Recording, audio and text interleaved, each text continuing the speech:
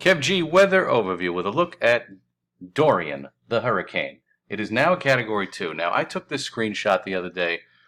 This is an older screenshot, but I wanted to do it because it has the tracks of Matthew, Floyd from 1999, and Hurricane Dorian, the forecasted center cone. And this is behaving itself now. This was a very hard storm to forecast, but I think that the National Hurricane Center, as well as our local weather service, I think they have a very good handle on what this is going to do. Now, the main point of showing you this is to show you that look at the tracks of Matthew and the projected track of Dorian. They're both basically over Cape Hatteras and out.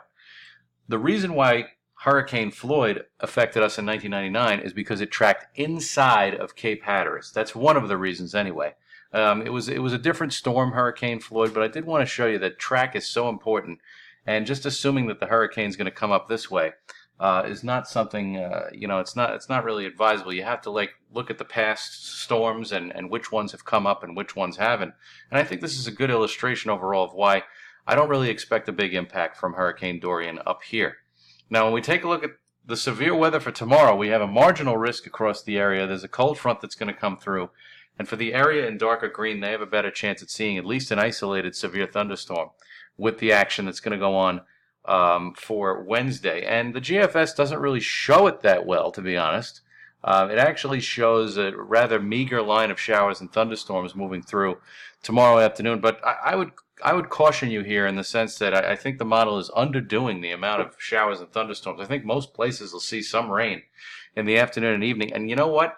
If you just look at what's happened over the summer, more times than not, when we've had thunderstorms, they've been a little bit stronger than predicted. So we'll go with that theme. We'll go with the persistence of the overall summer to sort of dictate, what we should expect tomorrow anyway, from a cold front perspective. Now, it's in terms of Hurricane Dorian, it's going to maintain Category 1 or Category 2 strength as it goes up the Carolina coast.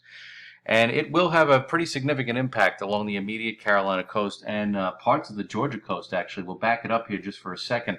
And you can see northeast Georgia is perilously close to getting some of that eye wall. It looks like it just misses northeast Georgia.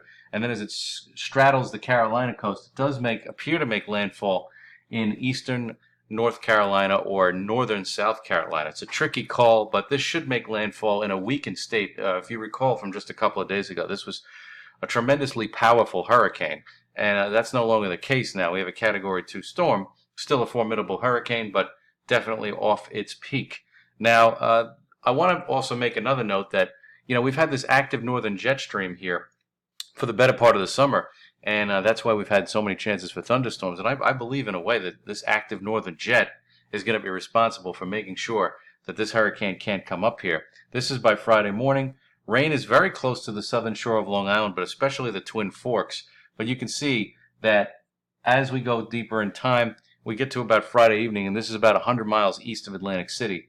And that's just too far off to really give a significant impact, except for maybe the east end of Long Island, which may end up getting some gale force winds at times by the time we see Friday afternoon, Friday night as the storm makes its closest approach. And then we set ourselves up for a rather nice fall weekend to start. This is the first fall weekend of September, and when we take a look at the temperatures off of Weather Underground, you'll notice that this is quite pleasant. We've got our rain chance for tomorrow afternoon, tomorrow night, maybe some leftover clouds on Thursday. Friday, you've got to have that rain chance in there, especially for New York City and points south and east in deference to the departing hurricane. But then Saturday, Sunday, it turns very nice with temperatures in the low to mid 70s. So we wave goodbye to Dorian in the next few days. It was definitely a historic hurricane, but not for this part of the world.